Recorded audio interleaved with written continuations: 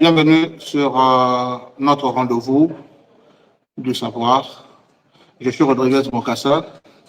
Je suis président du mouvement, autant pour moi, UMC, qui veut dire simplement urgence entrepreneuriale au milieu chrétien.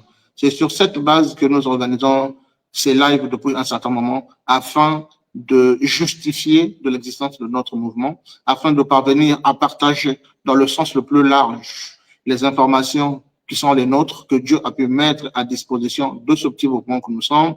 Mais quand on parle de petit mouvement, c'est que il n'y a pas de honte à cela. Vous savez que très souvent, la vérité suscite peu d'enthousiasme, la vérité suscite peu d'engouement, contrairement à autre chose. On n'a pas besoin d'aller loin, il suffit seulement de voir ce qui se passe aujourd'hui avec les réseaux sociaux. Vous découvrirez par là que beaucoup sont ceux-là qui passent leur temps à la distraction et à autant de choses plutôt que de chercher des informations capitales et nécessaires qui peuvent aider, n'est-ce pas, non seulement dans la vie séculière, mais également dans la dimension spirituelle, parce que pour commencer, nous sommes des êtres spirituels venus au monde pour passer des expériences naturelles. Et cela, beaucoup de gens l'ignorent, beaucoup savent à peine même l'existence de ce genre d'informations. Et la mission qui est la nôtre, que nous avons reçue de la part du Seigneur, c'est celle de parvenir à communiquer autour de ces valeurs, n'est-ce pas, et faire en sorte que ceux-là qui ont été disposés avec l'humilité de cœur de pouvoir recevoir ces informations parviennent effectivement à ces informations au travers de notre canal, au travers de plusieurs personnes qui défendent la même cause que nous. D'ailleurs, nous n'en sommes pas les seuls, encore moins les premiers au monde. Il y a tellement de gens qui nous ont précédés avec la même vision. Et comme vous savez, le Seigneur, lorsqu'il a commencé une chose, il ne s'arrête pas tant qu'il n'est pas arrivé au bout de cette chose-là. Et nous pensons que nous ne faisons que continuer le combat qu'a commencé nos aînés dans la foi. Et ils sont tellement nombreux que nous pourrons citer ici. Paix à l'âme de l'un des patriarches de ce combat, qui n'est autre que Miles Monroe, ainsi que beaucoup d'autres que nous connaissons. Nous avons les Joshua Selman, nous avons en Côte d'Ivoire mes aînés et prédécesseurs comme les Guy Vincent Kodja. Ils sont tellement nombreux que je ne saurais les citer. Alors, le problème aujourd'hui, c'est que on peut défendre la même cause, mais le combat ne s'oriente pas de la même manière. C'est toute la différence. Et donc, vous pouvez convaincre avec moi, vous pouvez comprendre avec moi, ou convenir avec moi que ce combat, il n'est pas seulement le combat du Congo, mais c'est un combat qui consiste le corps local, ou plutôt, si vous voulez, le corps, j'allais dire, le corps du Christ en général. C'est aussi simple que cela. Alors, nous avons apporté un certain nombre d'enseignements depuis un certain moment. Et là, nous sommes en train de poser les pas, si vous voulez, les fondements sur notre mission principale.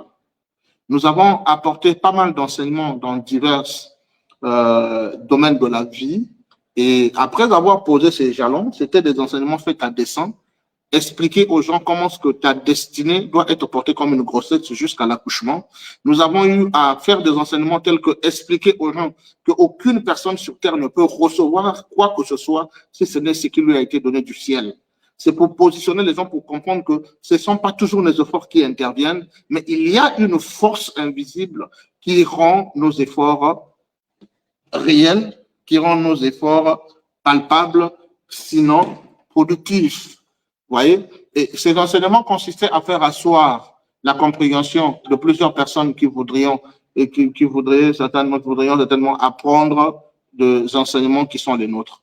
Et donc aujourd'hui, nous avons décidé de faire ce premier enseignement dans la dimension normalement qui serait la nôtre, parce que notre mission consiste à allier deux parallèles, l'entrepreneuriat et la spiritualité.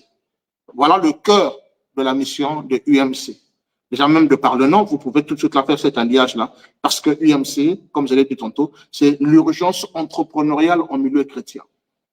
Pourquoi l'entrepreneuriat devrait tout de suite là intégrer le milieu chrétien? Pourquoi est-ce que nous devons mettre les deux choses à la fois? Simplement parce que les lecteurs de la Bible, pour la plupart, ont certainement négligé cette information capitale qui n'est autre que l'entrepreneuriat.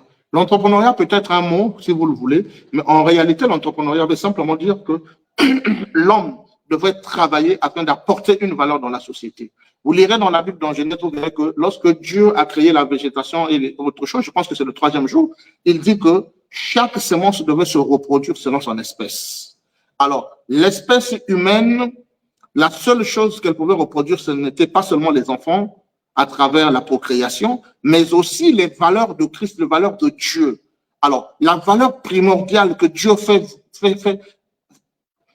savoir ou qu'il met en premier, il suffit simplement de faire cette petite analyse de rien du tout. Lorsque vous prenez le premier chapitre, donc le premier livre de la Bible, vous avez le premier chapitre et vous avez le premier verset. Donc, j'ai pris le 1. Donc, le premier livre, premier chapitre, premier verset de la Bible. Dieu se présente à l'humanité. Dieu se présente à ceux-là qui devraient être les lecteurs de sa lettre destinée aux enfants de Dieu que nous sommes. Pas à l'humanité, mais aux enfants de Dieu que nous sommes. Parce que là aussi, il y a une barrière qu'il faut placer. Il y a une vérité qu'il faut dire. Christ n'est pas mort à la croix pour le salut de l'humanité. Non, monsieur. Mais si vous me dites que Christ est mort à la croix pour le salut de l'humanité sauvable, je suis en alignement avec vous. Parce que Dieu, par préscience, savait qu'il y aura une catégorie qui, malgré son sacrifice à la croix, ne croirait jamais à son action. Et cela était simplement destiné à l'enfer. D'où nous parlons de la prédestination. Ce n'est pas une élection où Dieu a choisi 2 autres et puis l'a abandonné. Non. Par ces caractéristiques de pouvoir voir en avance.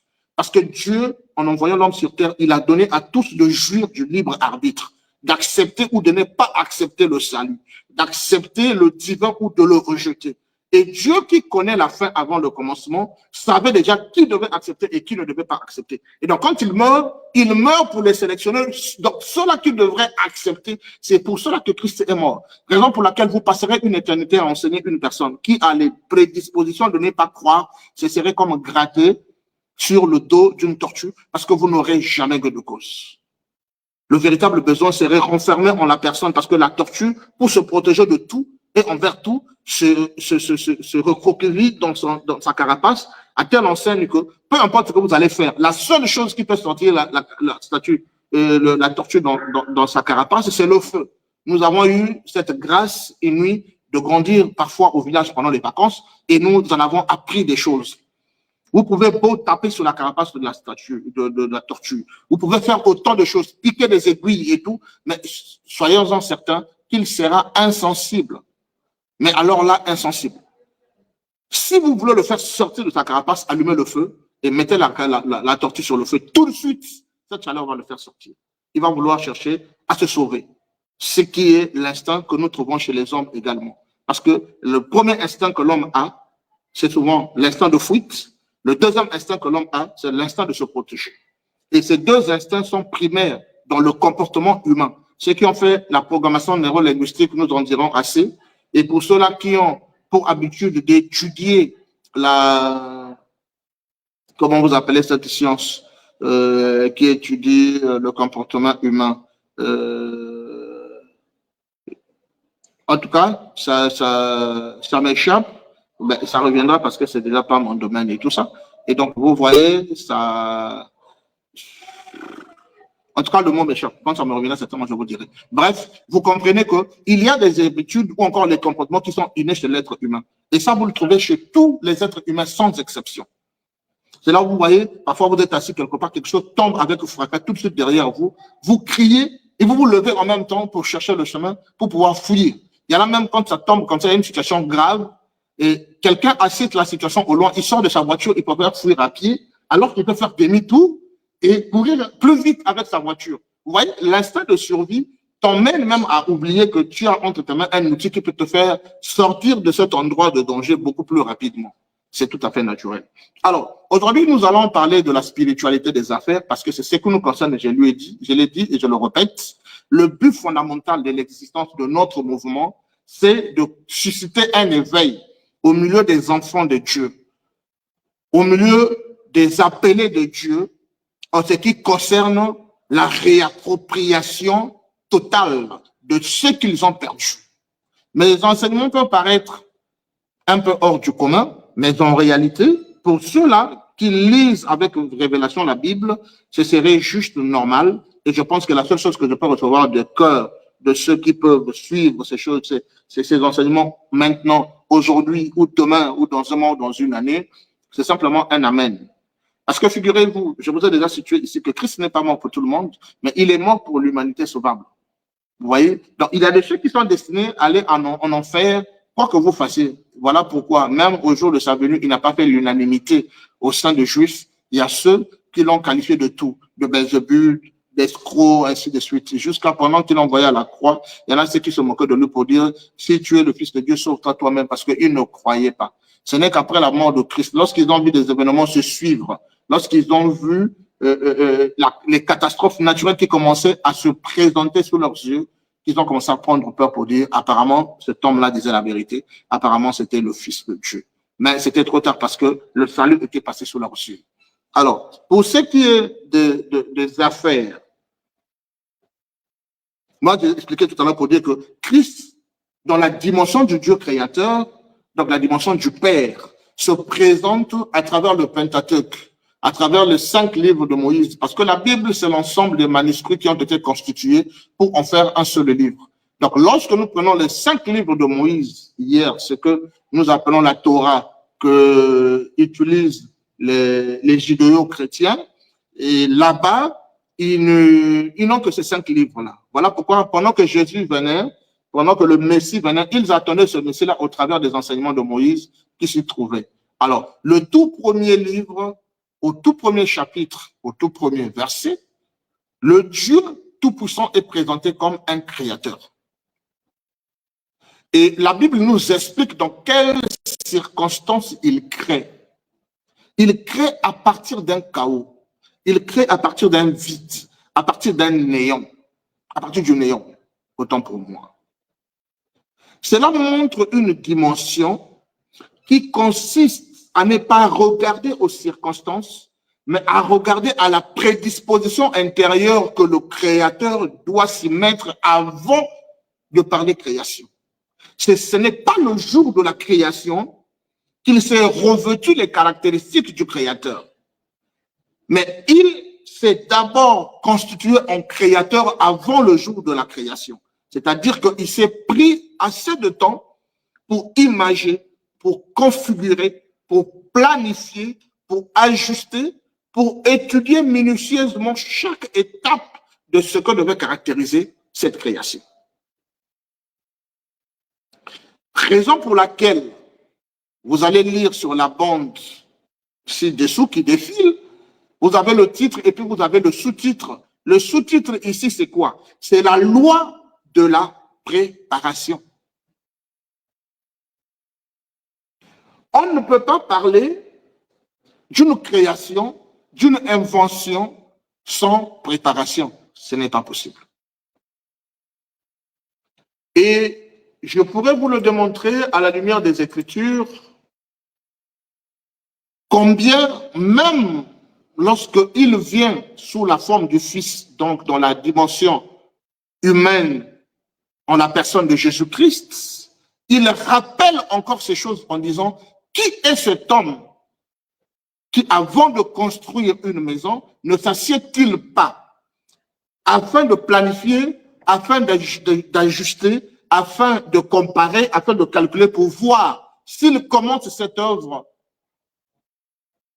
serait-il prêt à le terminer ou non? Je paraphrase en tout cas, je ne lis pas littéralement les paroles de Christ.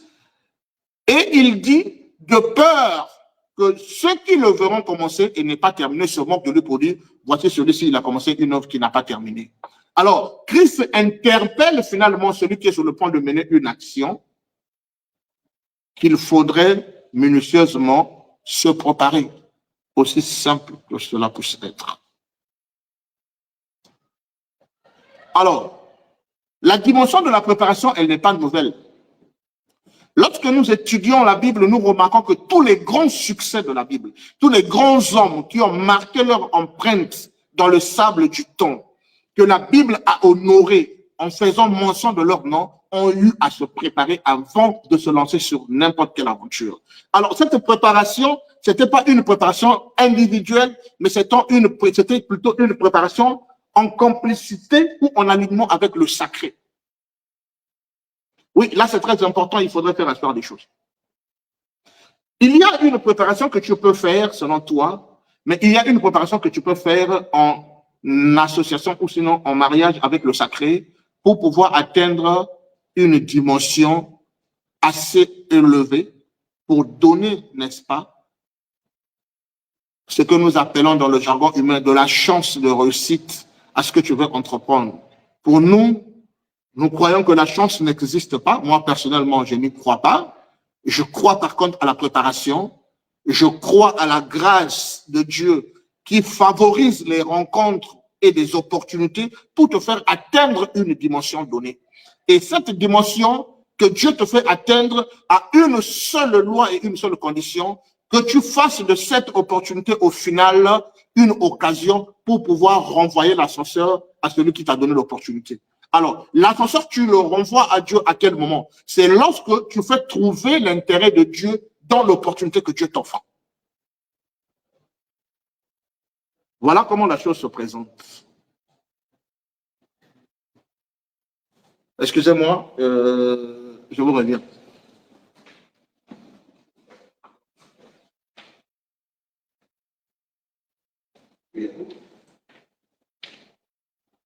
Oui, bonjour. D'accord. Alors, les gens demandent, commencez par les années d'Alexis Djiboula. Vous pouvez parler d'Alex Djiboula. Vous demandez l'arrivée de l'hôtel de l'Université. Et le geste, le geste. Voilà. Dès que vous arrivez dans la ruelle, vous faites ici le chemin d'édition.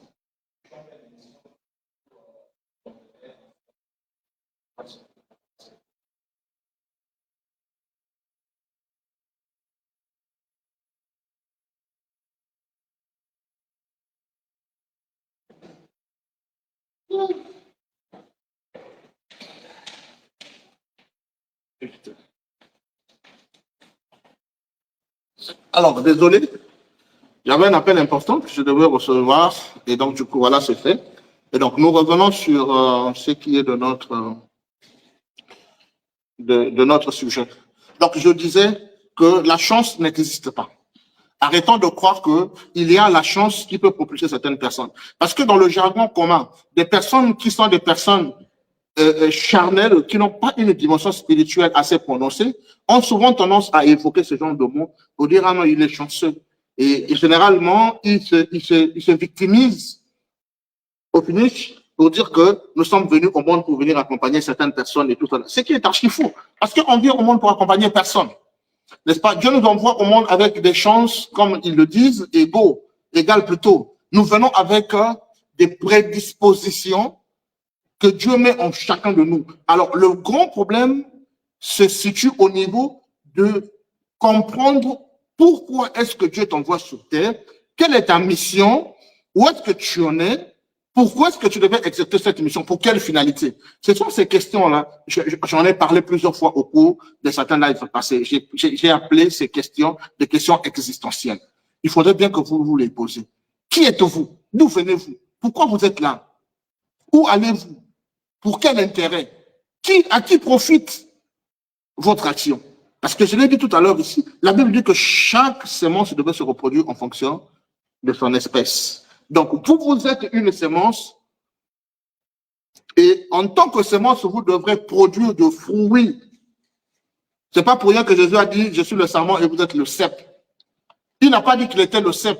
C'est le sarment qui produit le fruit. Lui, il est comme le tronc de l'arbre. Et toi, tu es la branche. On n'a jamais vu un arbre qui donne les fruits à partir de son tronc. Ça n'a jamais existé. C'est toujours les branches qui produisent des fruits. Alors, s'ils nous illustrent comme étant des arbres, ça veut dire qu'en nous portons des fruits que nous devons sortir et puis présenter au monde. Parce qu'aujourd'hui, imaginez-vous, chacun qui a transporté une vocation, qui a transporté une puissance, si cette personne pouvait faire une rétention du bébé de l'enfant, de la grossesse qu'il porte depuis sa naissance, eh bien, je pense qu'aujourd'hui, le monde serait toujours dans le noir si on pouvait retirer les expériences de Thomas Edison. Aujourd'hui, je pense que le monde ne pouvait pas aller plus vite que cela. On ne pouvait pas facilement relier le Congo avec, par exemple, le Mali, avec le Bénin, avec le Tchad, en quelques heures de voyage par vol, si on avait retiré les frères White. Aujourd'hui, on ne pouvait pas aller plus vite, faire 6 heures entre Brazza et Pointe-Noire, si on pouvait retirer Henry Ford.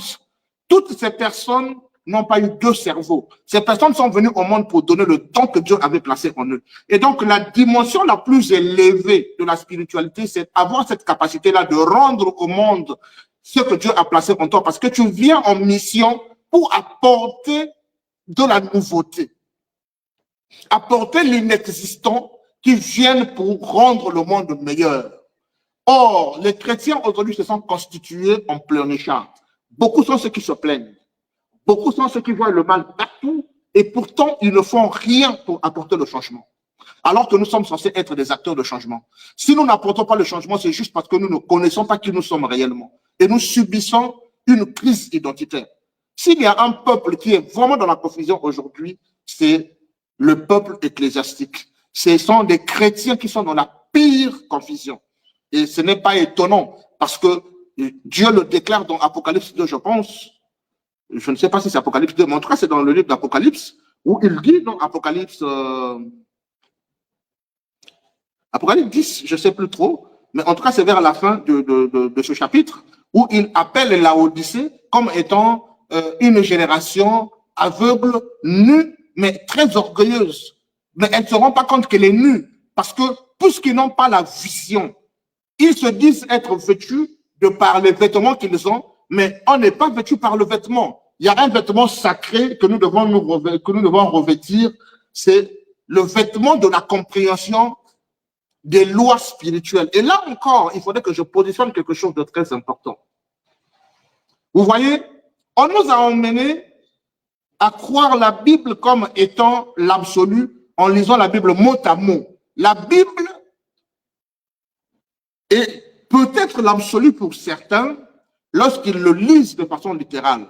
Or, dans la Bible, la chose la plus importante, parce que quand vous prenez la Bible est segmentée. Vous avez une partie historique, vous avez une partie prophétique, vous avez une partie promesse. Donc, la Bible, elle est segmentée.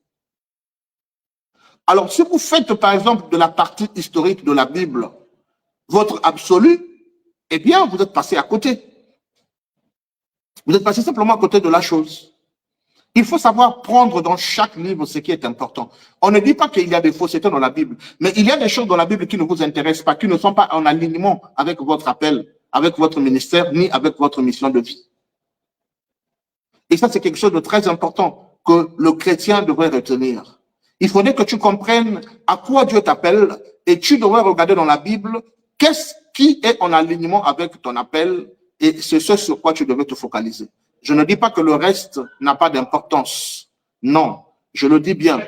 Alors, je ne suis peut-être pas assez célèbre pour qu'on coupe une partie de ma vidéo pour en faire un chantage, pour dire, voilà, il a dit que la Bible n'est pas un absolu. Je ne l'ai pas dit. La Bible reste l'absolu en fonction de l'appel de chacun.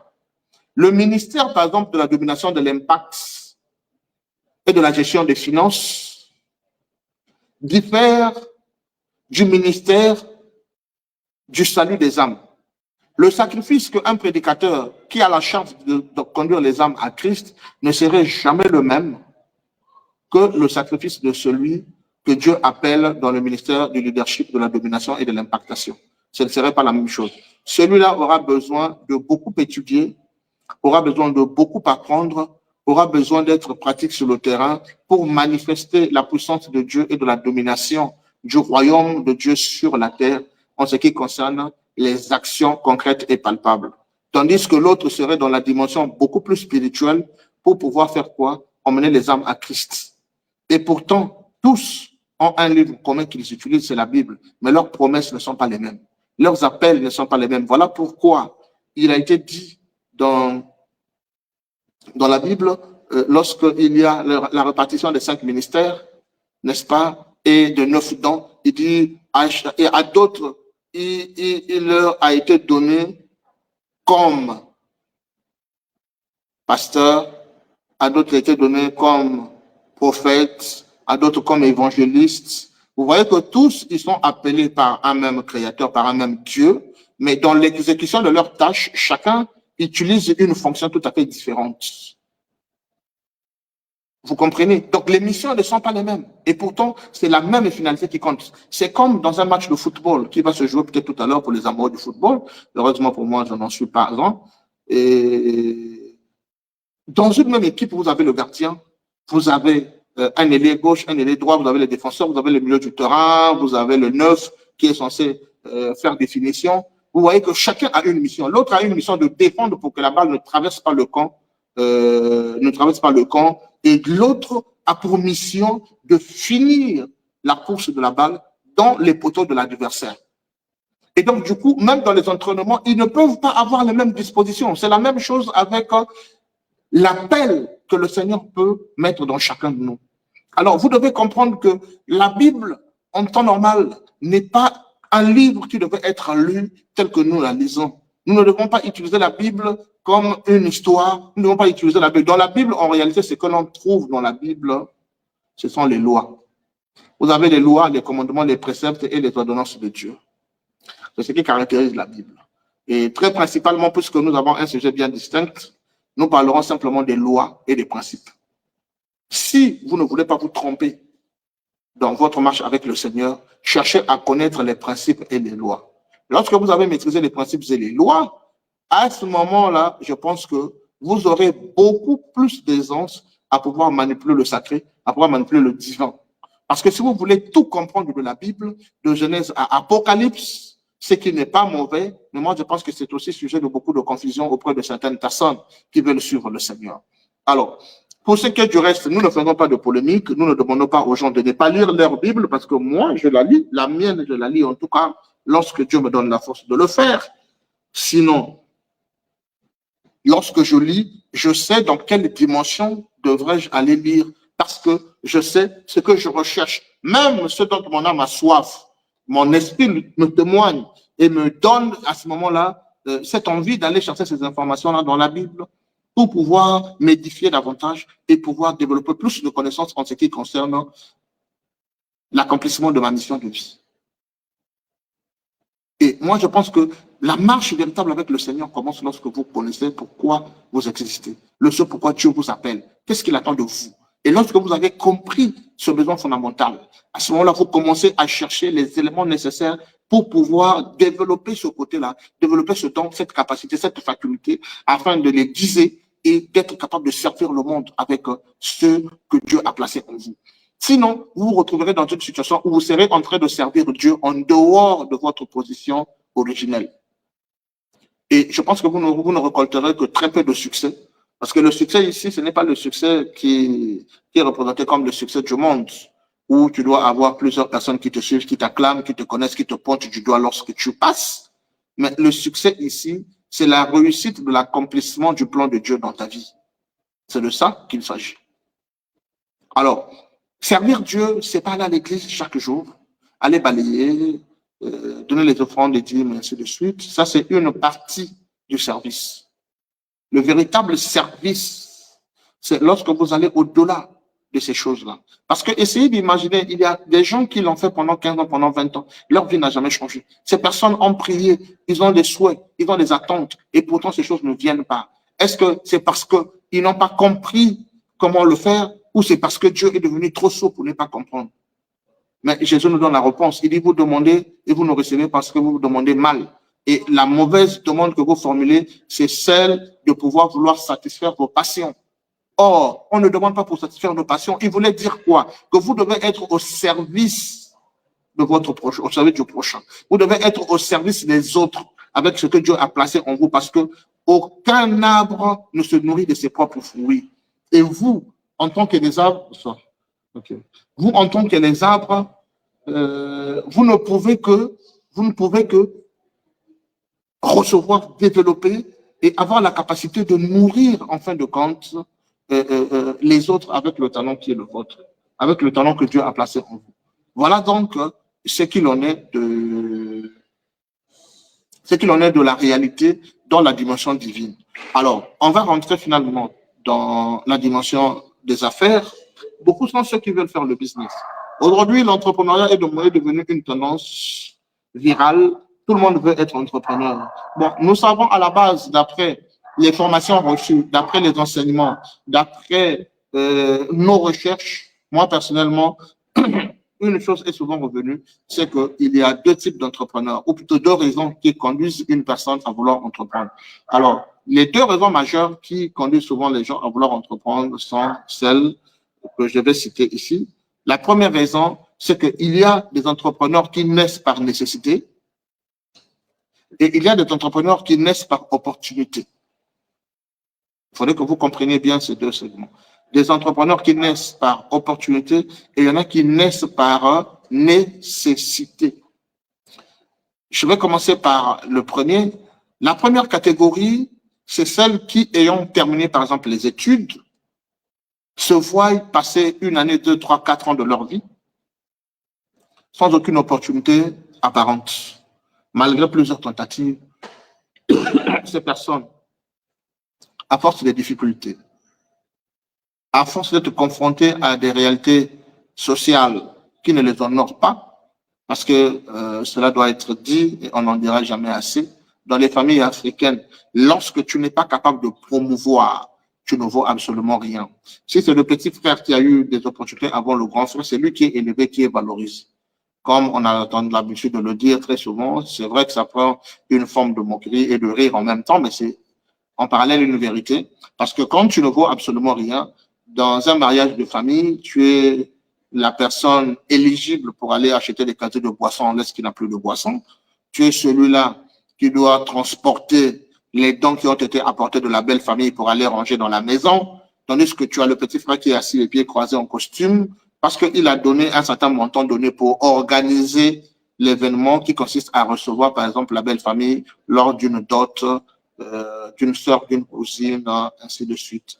Donc, ce sont des réalités que nous vivons. Et ce sont des réalités qui peuvent susciter un ras-le-bol auprès d'une personne pour dire, ben, stop, il faut que ça finisse. Je dois faire quelque chose de ma vie. Et ça commence à nourrir l'envie de rechercher les solutions. La maturité, la maturation dans l'esprit de la personne atteint la dimension nécessaire pour déclencher, n'est-ce pas, une démarche pour la création. Et la personne commence à chercher pour dire, mais qu'est-ce que je dois faire?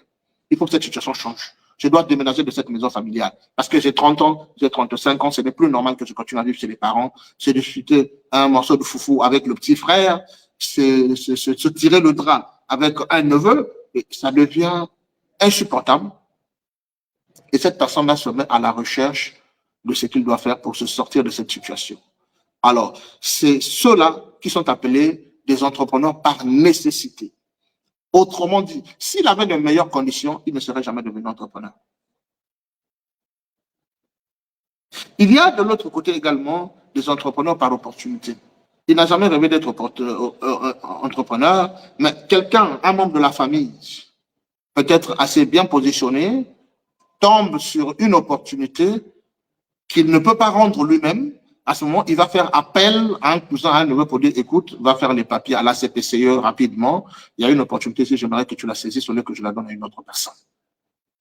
Vous voyez? Et cette personne, tout de suite là, a un déclic, il va faire les papiers, il va bénéficier de son premier marché. On ne connaît pas la hauteur financière de ce marché, mais ce qui est sûr, c'est que si le marché dure 1 année, 2 ans, 3 ans, il commence à prendre goût parce que désormais, il a des salariés. Il faudrait qu'il parvienne à gérer ses salariés. Il faudrait qu'il comprenne le mécanisme de la comptabilité, le mécanisme des recherches, de RH, le mécanisme du management, le mécanisme du management de qualité, le management du personnel, le leadership. Il doit commencer à apprendre toutes ces choses. Donc, il se retrouve un peu comme un cheveu dans la soupe, pendant qu'il ne s'attendait pas à ces choses, mais une opportunité lui est apparu comme ça. Et bon, voilà, le gars, il saisit la chose et le voilà demain matin, il se retrouve en entrepreneuriat. Et il se rend compte finalement qu'il peut trouver pour son compte. Et du coup, il a développé l'expertise au fur des années, quand même qu'au départ, il n'a peut-être pas l'expertise qu'il faut, puisqu'il faudrait peut-être sous-traiter certaines compétences, mais à la fin, il va vouloir avoir sa compétence disponible qui ne manquera jamais parce que dans la sous-traitance, le danger, c'est qu'au jour où tu appelles quelqu'un pour venir rendre un service donné, cette personne, si elle n'est pas disponible, tes ennuis commencent. Si c'est une intervention urgente, tu te retrouves coincé et tu vas commencer à passer des coups de fil ça et là, au point où dès que tu tombes sur une personne dont tu ne maîtrises pas sa capacité à pouvoir rendre ce service, tu le prends, il arrive des fois, il vient pour venir bâcler le travail et demain matin, ça compromet parfois ton opportunité, ainsi de suite. Et par peur, par retour d'informations négatives de la part parfois de certains partenaires, tu es obligé de recruter une main-d'œuvre. Et quand tu recrutes cette main-d'œuvre qui sera disponible, dont tu es sûr des compétences, tu ne vas pas les recruter pour les payer, juste pour les payer. Il faudrait les faire travailler à ce moment. Si ta première opportunité les fait travailler peut-être 3 fois la semaine, ou 2 fois la semaine, peut-être 1 fois la semaine, parce que c'est des agents de techniciens qui font la maintenance, peut-être 1 fois la semaine, d'accord, mais les restes des fois, tu vas pas dire, bon, parce que c'est 4 fois seulement, je te paye 50 000 ou 30 000, ça ne marche pas. La personne va vouloir un salaire équitable pour que tu parviennes à le garder, sinon, il va faire de ton opportunité ce que nous appelons typiquement un COP, et il va aller chercher à lever les yeux ailleurs. Donc, la seule manière pour toi de pouvoir maintenir cet employé talentueux, c'est de le payer régulièrement à la hauteur de ses compétences. Alors ça t'emmène à ce moment-là de pouvoir l'utiliser plus pour rentabiliser ton salaire que tu lui reverses. Ça va demander que tu te battes pour trouver d'autres opportunités similaires à celles qui t'a fait recruter finalement cet employé. Et au fur et à mesure, tu auras 2, 3, 4, 5 marchés et te voilà finalement un entrepreneur aguerri.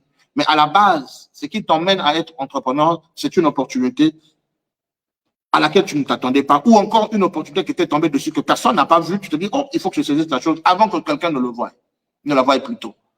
Donc, il y a également des personnes qui sont nées pour être entrepreneurs. C'est-à-dire que dès leur jeune âge, ils commencent à manifester l'envie d'échanger des services, d'échanger des produits, ainsi de suite. Ça, c'est la troisième catégorie. Voilà. Et cette catégorie-là n'a pas besoin de forcer. Cette catégorie-là n'a pas besoin d'un coach de motivation. Cette catégorie n'a pas besoin forcément d'un cours de management, d'un cours de vente, parce qu'il naît avec certaines facultés. Quoique ces facultés-là ne suffisent pas, parce que plus tard, il se rendra compte que malgré qu'il puisse avoir des prédispositions naturelles pour pouvoir entreprendre, il se retrouvera devant certaines informations qui pourront lui échapper et cela ouvre la porte à l'apprentissage. L'apprentissage pour lui peut être la recherche, par exemple, d'un mentor qui opère dans le secteur dans lequel il est. Ça peut être la lecture des livres. Ça peut être les vidéos qu'il peut trouver sur YouTube pour affûter ses compétences. Ça peut être des formations acquises dans des écoles de commerce, dans des cabinets de formation, de management, ainsi de suite. Et toutes ces choses-là viennent pour venir renforcer sa position de leader, sa position de manager, afin de pouvoir mener à bien les activités qui sont les siennes. Alors, donc vous voyez qu'il y a 3 catégories de personnes qui se retrouvent entrepreneurs. Alors, le mot entrepreneur dépend de l'utilisation parce que vous avez tel qu'aux États-Unis, un entrepreneur, c'est ce qu'on appelle les entrepreneurs, c'est comme les plombiers, les carreleurs, ainsi de suite. C'est des gens qui rendent des services dans une dimension limitée.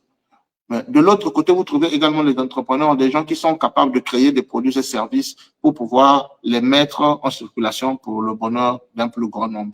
Donc, ça dépend de quel genre d'entrepreneur nous parlons. Une personne telle que chez nous, ici au Congo, s'il est carreleur, lui, il se considère comme un coopérant, mais il ne sait pas que c'est un entrepreneur.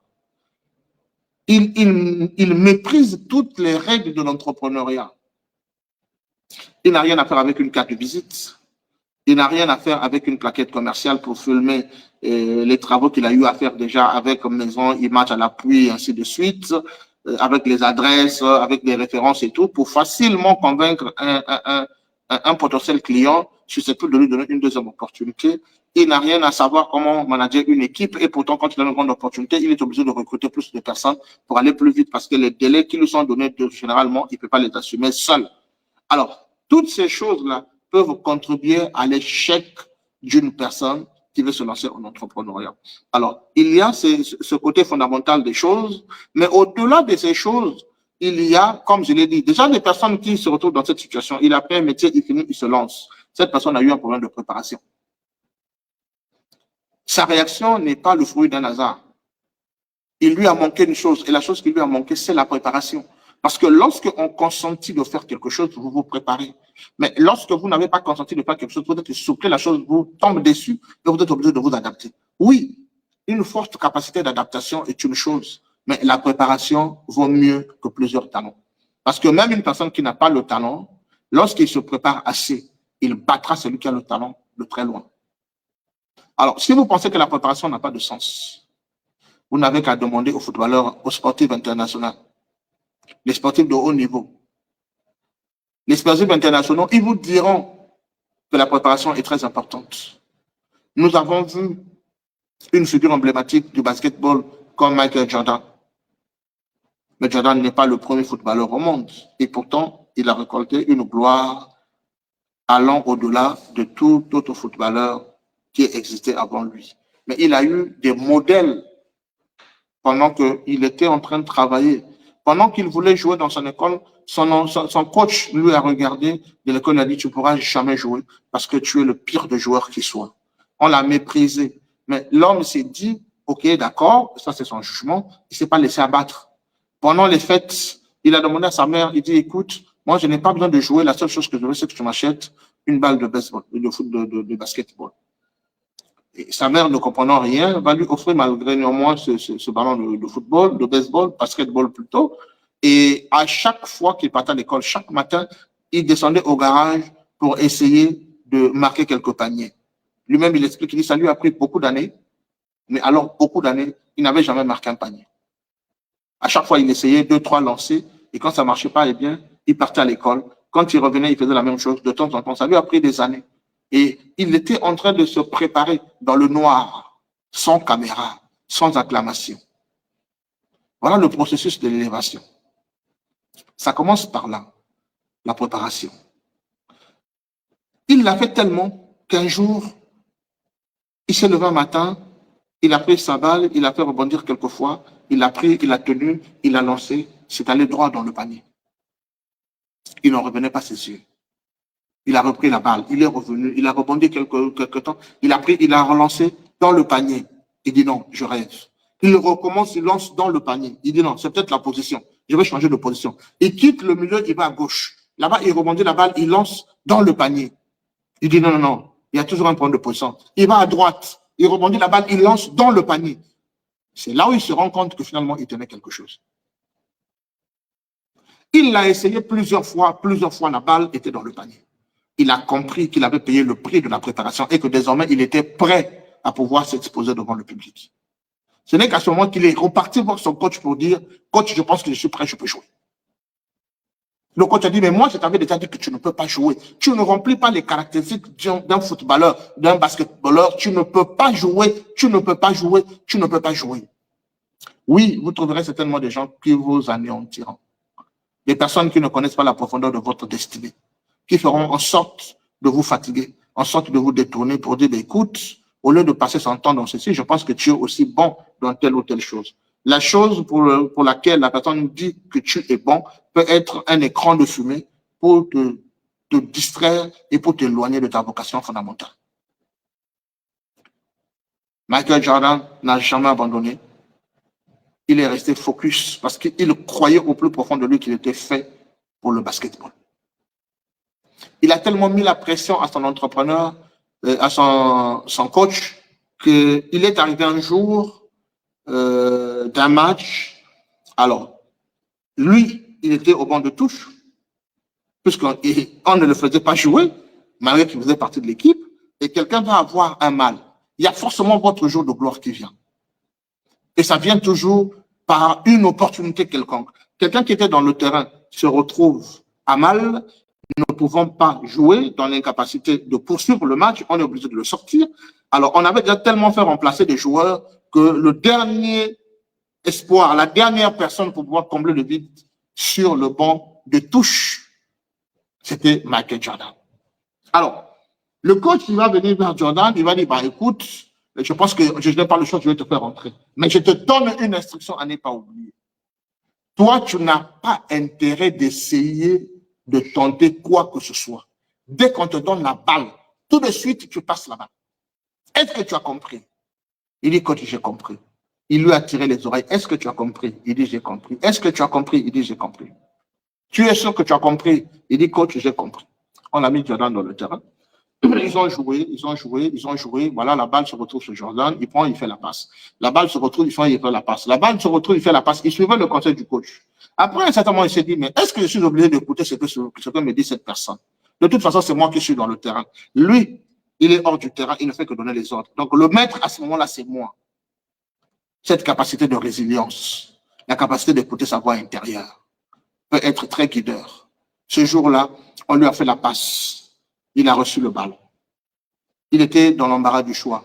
Est-ce que je dois faire la passe comme le coach dit ou je dois tenter ce que me dit mon instinct de faire? Il était à la croisée du chemin. Pendant ce temps, il rebondissait le ballon. Le coach s'est affolé à l'extérieur. Il a crié son nom plusieurs fois. Jordan, fais la passe. Jordan, fais la passe. Jordan, fais la passe. C'est une histoire que Miles partage dans l'un de ses livres. Et c'est très émouvant. C'est très émouvant. Et le gars, il a rebondi la balle plusieurs fois. Il s'est dit, le coach, j'ai trop écouté. Et là, j'ai ça mon instinct. Il a pris la balle, il a commencé à se diriger vers le poteau adverse. Arrivé à une certaine dimension, il s'est dit, pendant que j'étais à la maison là-bas, c'est à partir de ce moment que j'atteignais le panier. Je me lève ici et je veux tenter la même chose. Jordan s'est levé et il a rebondi le ballon. Pendant qu'il soulève ses mains pour envoyer le ballon vers le panier, le coach est en train de crier, non, Jordan, non, non, non, non, ne fais pas ça, ne fais pas ça, ne fais pas ça. À l'instant, Jordan le lance. Il dit, ne fais pas ça, ne fais pas ça. Il est en train de sauver la direction du ballon. Ne fais pas ça, ne fais pas ça. Ne. Wow, le gars, il a sursauté parce que finalement, le ballon s'est retrouvé dans le panier. Vous imaginez? C'était une surprise. C'était une action contre toute attente. Je pense qu'on a besoin de brancher le chargeur de téléphone. Vous voyez un peu? Et ça se retrouve, ça fait que le coach émerveillé, désormais, ne doute plus de Jordan pendant le match. Et l'équipe également apprend systématiquement à le faire confiance. Et quand on joue, il n'était plus un secours, mais désormais, il était un joueur à part entière. Et on a fait la passe, il a marqué, on a fait la passe, il a marqué. Et c'est parti jusqu'à ce jour où il est devenu le Jordan que nous connaissons. Moi, je t'explique cette petite leçon pour te dire que la préparation, elle est fondamentale. Là, ce n'est pas un personnage biblique, c'est quelqu'un qui existait, qui est encore vivant, qui partage son témoignage. Alors, si tu penses que tu peux te lancer, il faut ramener la rallonge de brancher que comme ça. Si tu penses que tu peux te lancer en entrepreneuriat, sans que tu ne te prépares, c'est bien. Mais une chose est certaine, c'est qu'il y a de fortes probabilités que tu te retrouves dans une situation qui pourra te mettre en difficulté. Tu risqueras de te retrouver dans une situation qui te mettra en difficulté. Simplement parce qu'il t'a manqué la préparation. Excusez-moi. Et beaucoup ont échoué dans le lancement de leurs activités simplement parce qu'il n'y a pas eu la préparation. Ils ont rencontré de meilleures opportunités. Mais la préparation n'était pas à la hauteur des opportunités qui leur ont été présentées. Et ces personnes se sont retrouvées à la ramasse. Ce qui fait que beaucoup sont ceux-là qui n'ont pas pu effectivement atteindre leur plein potentiel. Non pas parce que les opportunités n'étaient pas bonnes, non pas parce qu'ils n'étaient pas sur le bon chemin, mais la préparation a fait défaut. Je citerai autant d'exemples de ce genre. Tous les sportifs de haut niveau ont toujours besoin d'une personne qui entraîne leurs dons. Aujourd'hui, le problème avec la jeunesse, avec les chrétiens surtout, c'est que non, frère, Dieu est avec nous. La Bible dit que tout concourt au bien de ceux qui aiment Dieu. Et puis tu prends, tu fonces, c'est faux. Tout concourt au bien de ceux qui aiment Dieu, qui se préparent, qui planifient, qui ajustent, qui réajustent, qui s'adaptent, ainsi de suite. Et ça relève de l'expérience. Tu n'as pas de l'expérience, tu ne comprendras pas ces choses. Alors, la dimension de la spiritualité intervient à quel moment? Effectivement, vous devez comprendre que nous sommes, je l'ai dit au départ, des êtres spirituels venus au monde pour faire des expériences naturelles. Lorsque vous venez, Dieu a préparé votre couleur de vie. Il a préparé votre couleur de destinée. Alors, vous ne pouvez pas exceller dans le domaine dans lequel vous vous lancez si jamais vous n'y êtes pas préparé spirituellement. Nous voyons des gens qui trouvent de l'argent et tout de suite veulent entreprendre. C'est bien, c'est une bonne chose. Mais ce que ces personnes oublient, c'est qu'il y a beaucoup de contraintes spirituelles qui rentrent en ligne de compte en ce qui concerne les affaires. Alors, la loi de la préparation, c'est comme ce que a fait notre Dieu avant de pouvoir créer l'univers. Il s'est d'abord préparé, il a fait la planification, il a calculé, il a ajusté, il a regardé, parce que les ressources que vous devez mobiliser sont nombreuses. Il n'y a pas que les ressources financières. C'est vrai que c'est une ressource très considérée au moment de lancer une affaire, mais vous avez des ressources humaines aussi. Quel type de personnes vous devriez recruter pour votre activité? Parce que vous pouvez recruter des gens qui vont vous tirer vers le bas. Vous avez une bonne activité, vous avez tout ce qu'il vous faut, mais le simple fait d'avoir recruté des personnes qui n'étaient pas en alignement avec la dimension spirituelle qui est la vôtre, vous allez forcément échouer. Vous allez forcément échouer. Et à la fin, vous n'aurez jamais compris que c'est les ressources humaines qui vous ont posé problème. Moi, je l'ai souvent remarqué. Beaucoup sont ceux-là qui échouent dans leurs activités parce qu'ils ont fait un mauvais recrutement. Vous recrutez sur la base d'un papier, sur la base du visage, sur la base de la présentation physique, mais le recrutement va au-delà de ces aspects. Le recrutement devait purement être spirituel parce que ce sont les esprits que vous fédérez autour d'un idéal. Et lorsque vous voulez fédérer des esprits autour d'un idéal, ça pose problème si ces esprits-là ne sont pas alignés dans la même fréquence, vous voyez, de distribution. Si ces énergies ne sont pas alignées dans une même dimension, cela fera que vous vous retrouvez avec des problèmes. Non. Lui, il a écrit quoi?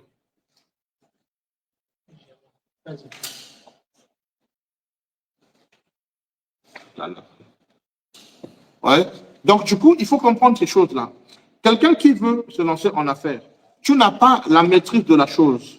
Tu as trouvé de l'argent parce que les gens font les caves et tu penses que tu dois ouvrir une cave. Tu trouves un endroit, tu donnes la caution, tu achètes tes casiers, ben voilà, tu appelles un garnisseur qui te fait des fauteuils, tu achètes la sono. Donc voilà qui a lancé ta cave.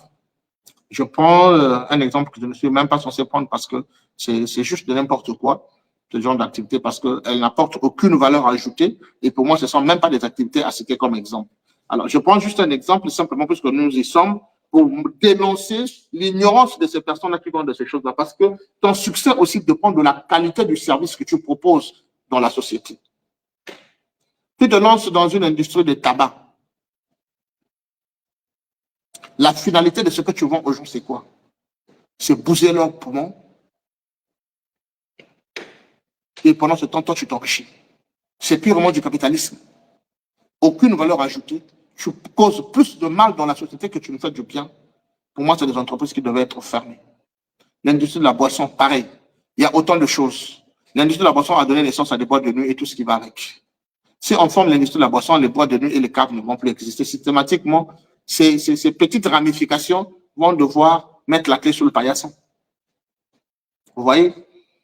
Donc, moi, je ne m'attaque pas à leurs activités. Chacun est libre. Ce sont des exemples que je prends. Et je suppose que je m'adresse aux enfants de Dieu au travers de cette vidéo.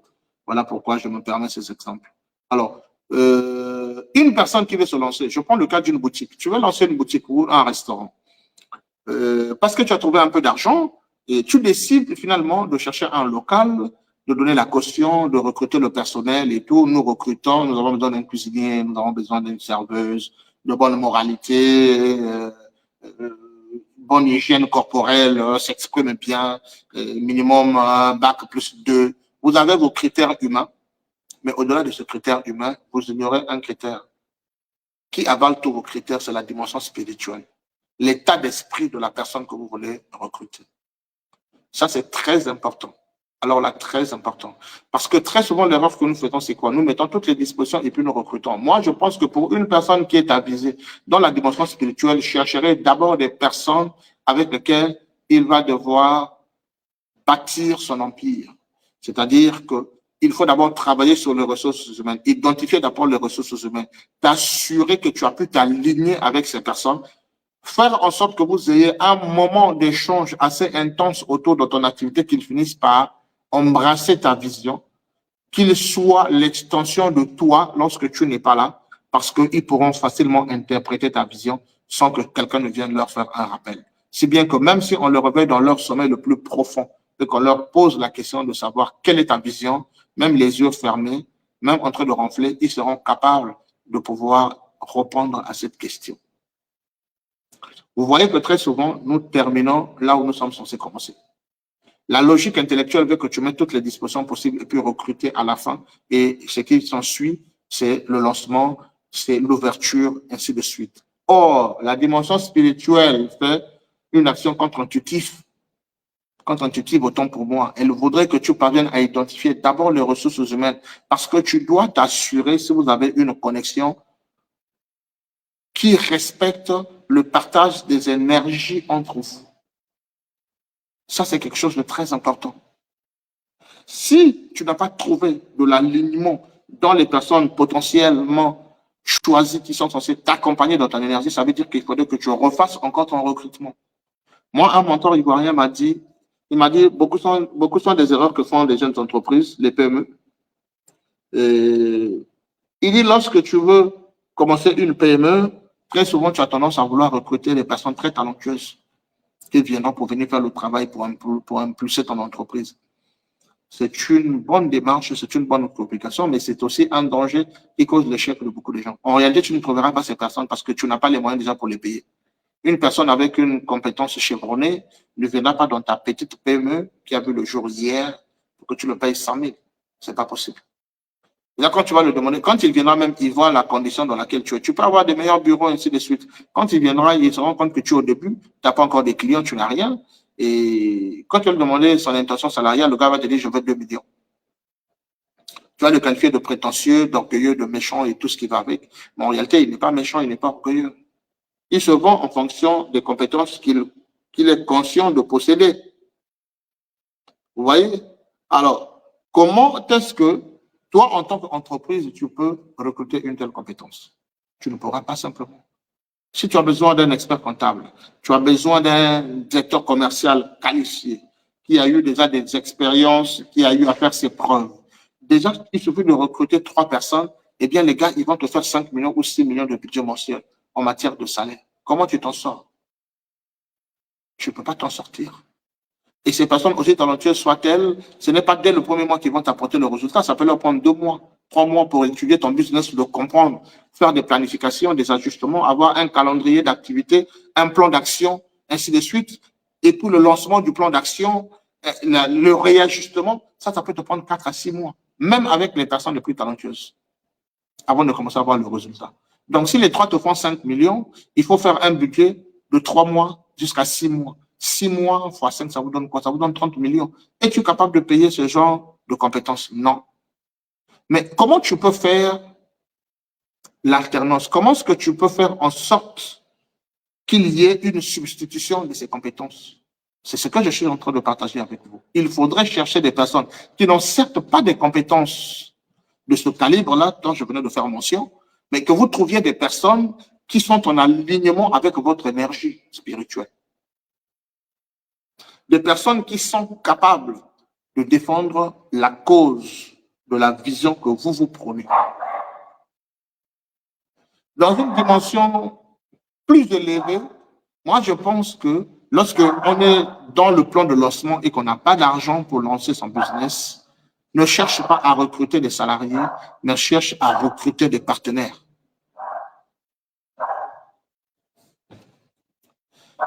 Un partenaire aura plus d'engagement dans la chose qu'un salarié. Les salariés chez nous ici, très souvent, si tu ne tombes pas sur une personne qui a des valeurs spirituelles, je le dis très bien, je le répète, qui a des valeurs spirituelles, eh bien, cette personne viendra pour faire 30 jours, à raison de 8 heures la journée, 40 heures la semaine, et te demander son dû la fin du mois. Simplement. Que tu aies fait de bénéfices ou pas, ils s'en foutent. Il attend que tu le payes. Et c'est malheureux pour ceux qui veulent se lancer, simplement parce que cette réalité pose problème. Cette réalité pose problème et ça fait couler beaucoup des entreprises sous mes yeux. Parce que lorsqu'on se lance avec l'euphorie de devenir un chef d'entreprise, de se savoir avec un salarié, ainsi de suite, on va calmer un peu le chien là, je ne sais pas pourquoi il a été fait. Demande à ceux qui sont là de le calmer. Cet enthousiasme-là d'être appelé chef, d'être appelé patron, ainsi de suite, t'emmène tellement à outrepasser certains principes de base. Et si vous n'êtes pas spirituellement assis, avant de vous lancer en entrepreneuriat, oui, vous allez vous lancer, vous allez connaître quelques petits succès, mais vous n'irez pas trop loin. Ça, je peux vous l'assurer. Je ne parle pas ici du christianisme. Je parle de la spiritualité. Ça fait deux choses tout à fait différentes. Oui, ça fait deux choses différentes parce que venons-en à la spiritualité et au christianisme. Combien de frères et sœurs ont dilapidé leur argent en lançant des business avec pour salariés, avec pour premier employé les frères et sœurs en Christ? Combien? Combien? Je pense qu'au sein de vos communautés, vous avez vécu ce genre de choses, vous en avez entendu parler. Le problème, effectivement, se trouve à ce niveau-là parce que beaucoup ont cru que le fait de travailler avec une sœur en Christ et un frère en Christ va certainement garantir le succès de leur entreprise. Ils se sont dit que les ressources les plus fiables qui existent autour d'eux, c'est le frère qui fréquente la même église que lui. C'est la sœur qui fréquente la même église que ce dernier. Parce qu'on a dit qu'il faut d'abord pouvoir travailler avec ses propres frères, avec ses propres sœurs avant d'aller chercher la main-d'œuvre à l'extérieur. Qu'il faut soutenir. Les gens ont confondu la charité avec les affaires. Et ça les a fait couler comme le bateau de Titanic. Chaque fois lorsque vous ignorez Dieu dans la dimension de la spiritualité, vous rencontrez des problèmes.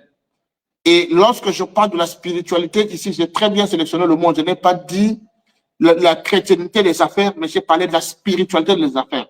Donc là, il y a la différence entre la spiritualité et le christianisme. Ça fait deux choses tout à fait différentes. La spiritualité, ce sont les lois et les commandements intemporels imposés par Dieu que quiconque les entrave rencontre tout de suite là une adversité. Et quiconque les comprend, les respecte et les met en pratique récolte effectivement les bienfaits de l'application de ces lois. Ici, on ne parle pas de Jésus qui est mort à la croix. Ici, on ne parle pas de la résurrection de Jésus. Ici, on ne parle pas du salut. Ici, nous ne parlons pas du sermon de Jésus sur la montagne. Nous ne parlons pas de toutes ces choses-là. On ne parle pas d'Isaac et d'Abraham. Non, ici, nous parlons de la spiritualité. La spiritualité, ce sont les principes et les lois de Dieu. Je vais vous lire un principe fondamental. Ce n'est pas le jour où je suis censé aborder ce sujet. Je pense que je l'ai épinglé ici. Si j'ai bonne mémoire. Non, mais on va le trouver rapidement. Je pensais avoir épinglé la chose. Je la trouve rapidement pour vous. Il s'agit de la loi des semailles et de la moisson. Ça, c'est une loi qui a été instaurée par le Dieu créateur. Et cette loi n'est pas une loi chrétienne, c'est une loi spirituelle. Parce qu'à l'époque, le christianisme n'existait pas, pendant que ces lois ont été instaurées. C'est au temps de Noé. Après la pluie antidiluvienne, Dieu a fait une alliance avec Noé. Et cette alliance a été sanctionnée par l'apparition de l'arc-en-ciel. Il a dit à Noé que aussi longtemps que la terre sur laquelle nous marchons, existera, la loi des semailles et de la moisson. et des récoltes existera en même temps. Donc, tant que nous sommes en train de marcher sur cette terre, sachez que cette loi est en train d'agir encore aujourd'hui. Alors, cette loi-là n'est pas une loi destinée aux chrétiens. C'est une loi spirituelle applicable par quiconque à la révélation de cette loi. Et les résultats sont incontestablement vrais pour quiconque les pratique selon la compréhension de la spiritualité que possède ce dernier. Là, ça devient compliqué. On se dit, oh, mais on pensait que ce sont des lois chrétiennes. Non, c'est faux. Ce ne sont pas des lois chrétiennes. Ça se trouve dans votre Bible. Mais il y a des gens qui viennent, qui infiltrent votre Bible, qui prennent ces principes, qui vont avec et vont s'enrichir avec ces principes-là. Pendant ce temps, ils reviennent vous employer, ils reviennent vous opprimer, vous maltraiter, pendant que vous vivez dans la pauvreté absolue. Vous pensez connaître la Bible mieux que les païens, mais il y a des païens qui maîtrisent les lois spirituelles plus que vous et qui ont des résultats palpables, tangibles, pendant que vous vous croupissez dans la prière toute la journée, en train de prier que Dieu vous donne la capacité de pouvoir changer votre situation de vie.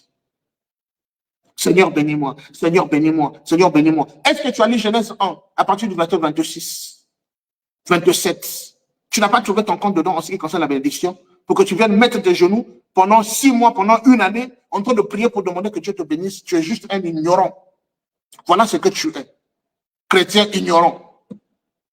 Tandis qu'il y a des païens révélés.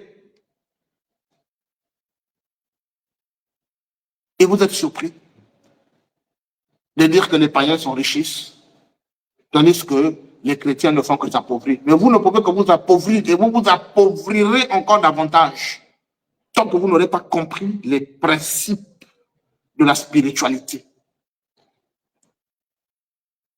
Vous avez fait du christianisme la spiritualité. Le christianisme aujourd'hui est sombré dans la dimension de la religion, comme au même niveau que l'islam et tout ce qui va avec. Mais Jésus dit, sortez du milieu de mon peuple. Qui il appelle? Il appelle aux chrétiens de sortir dans les églises, de sortir du système religieux qui est installé dans les églises aujourd'hui. Je ne pousse pas les gens à la révolte pour quitter leurs églises. Quand je dis sortir de l'église, c'est sortir des principes de l'église pour embrasser le principe spirituel. Parce que tu n'es pas un homme chrétien, tu es un homme, un être spirituel. Tu n'es pas un être chrétien. Le principe que je viens de vous donner ici, c'est un principe qui existe depuis le temps de Noé. Est-ce qu'au temps de Noé, on parlait de chrétiens? Les chrétiens, on vient de parler d'eux à peine.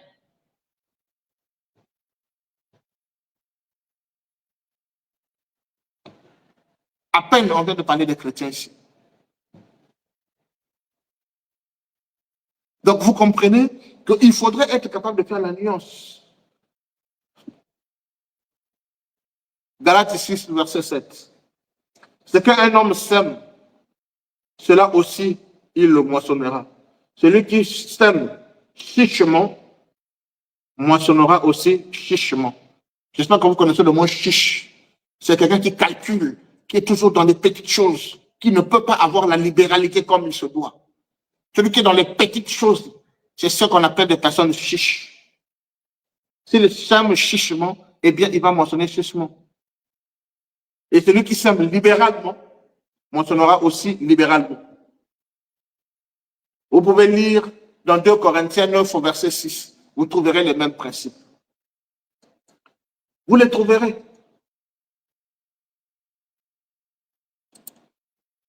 Alors, dans Genèse 8 au verset 22, c'est le verset que je venais de citer ici.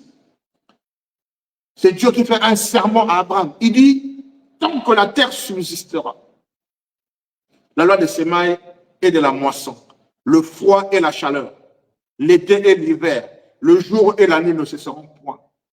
Est-ce que nous sommes la nuit? Oui. Avant que nous ne tombions la nuit, nous étions le jour? Oui. Est-ce que nous sommes en période de pluie? Oui. Nous allons vers la période de saison sèche? Oui. Ça veut dire que ces lois-là sont d'actualité.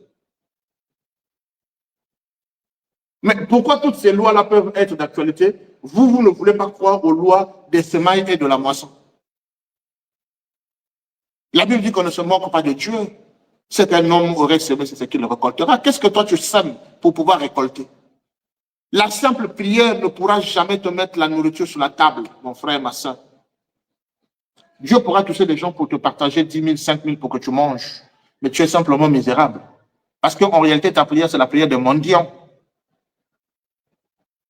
Demande à Dieu la clairvoyance, la compréhension parfaite des Écritures, sortir du système religieux qui est installé aujourd'hui dans nos églises afin de s'élever dans la dimension de la foi la plus élevée, la plus absolue, la maîtrise des lois, des préceptes, des commandements et des ordonnances de Dieu. C'est ce qu'on appelle le royaume, la maîtrise de toutes ces choses. Voilà pourquoi il disait chercher premièrement le royaume. Il n'a pas dit le royaume des cieux. Il dit chercher premièrement le royaume. Le royaume, c'est la compréhension exacte des lois, commandements, principes et ordonnances de Dieu. Et les préceptes. Loi, commandement, principe, précepte et loi de Dieu. Il y en a 5, les commandements. Lorsque tu as compris ces choses, ça veut dire que tu es rentré dans le royaume. Et le reste t'est donné par-dessus, parce que désormais, tu sais comment mettre ces lois en pratique pour parvenir à atteindre l'idéal que tu recherches. C'est aussi simple que ça. Et pour que tu parviennes à cette dimension, il te faut d'abord de la préparation. Le roi David, il était un enfant avant de devenir roi. Il n'est pas devenu roi tout de suite.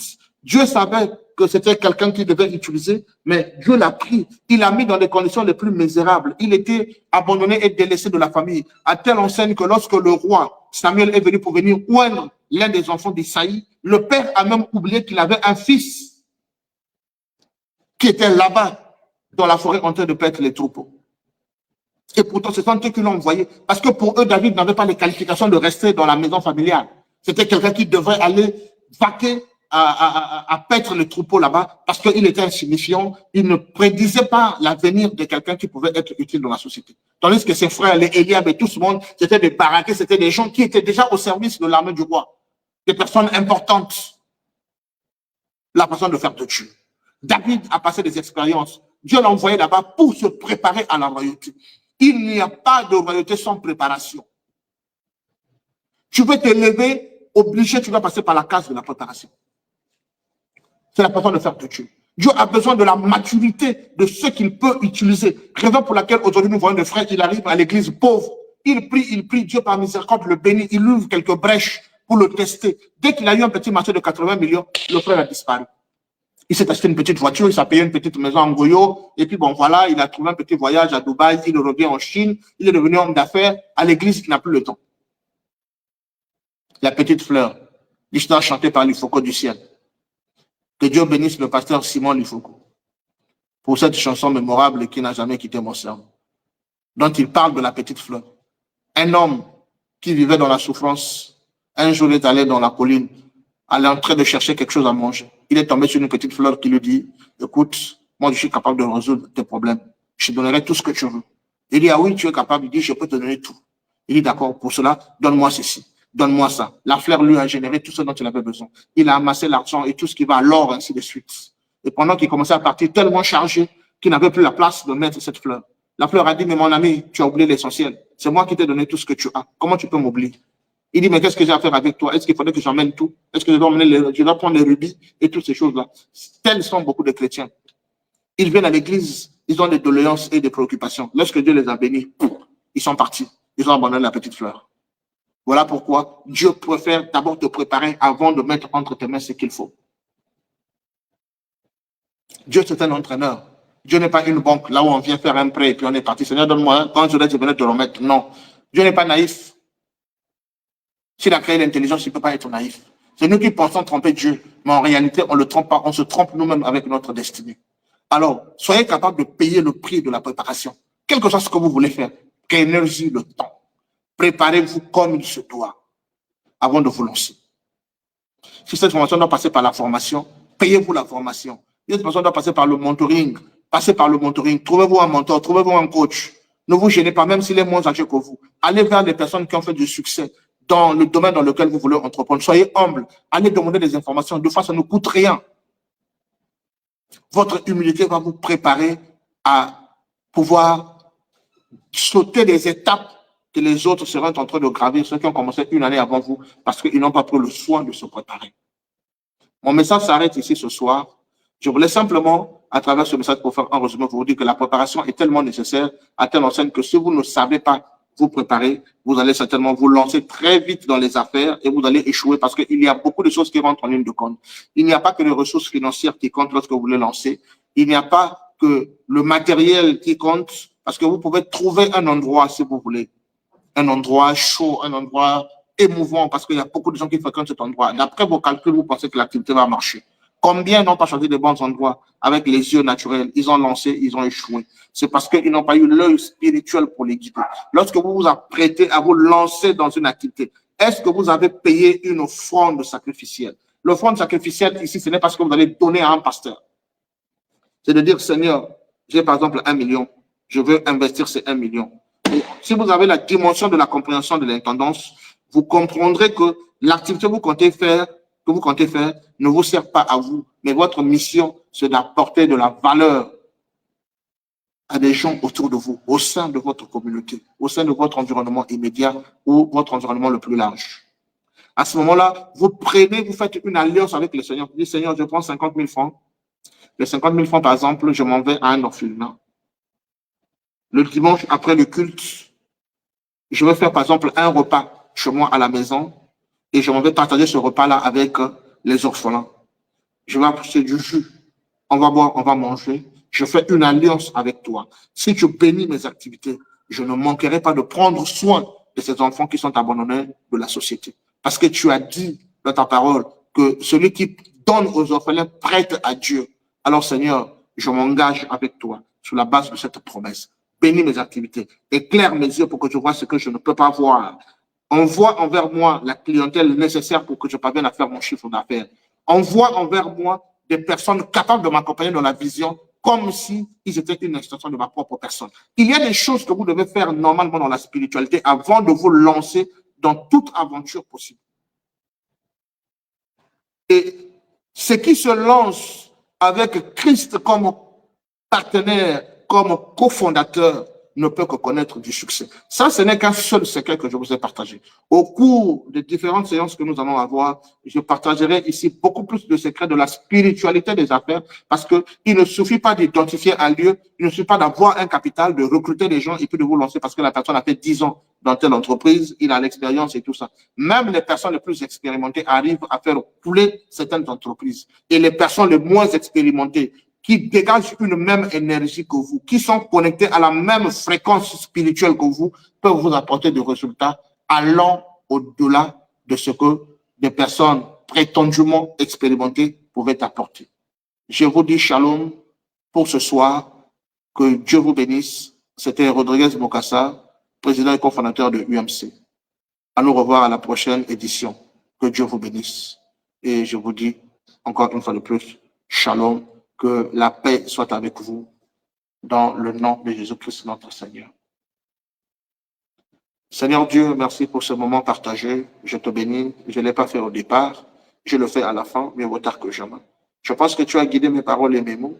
S'il y a ce que je n'ai pas dit, Seigneur, ceux qui seront cette vidéo, ma prière est que tu m'aides ce que je n'ai pas dit dans leur cœur afin qu'ils comprennent dans la dimension spirituelle où est-ce que nous voulons les emmener avec ces enseignements. Nous voulons simplement faire le bien de la communauté, les positionner et les équilibrer. Ouvrez leurs yeux parce qu'il a été promis dans Joël 2 que tu reprendrais ton esprit sur toute chair au temps de la fin et que nous, jeunes gens, nous aurons de la vision. La vision, c'est cette capacité à transcender l'humain, cette capacité à transcender le naturel, à transcender la vue pour pouvoir se saisir des opportunités que tu as placées dans la vie de chacun, pour pouvoir interpréter le chemin de nos propres vies et enfin de les aligner avec tes attentes, avec tes desseins. Ce n'est qu'à ce moment-là que nous attendons le succès optimal, Seigneur, ô Dieu de gloire, que tu attends de chacun que tu as envoyé sur terre en tant que fils de Dieu.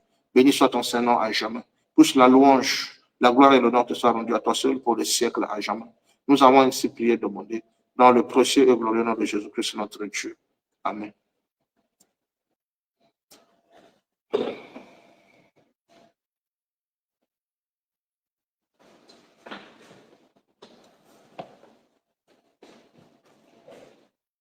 Merci.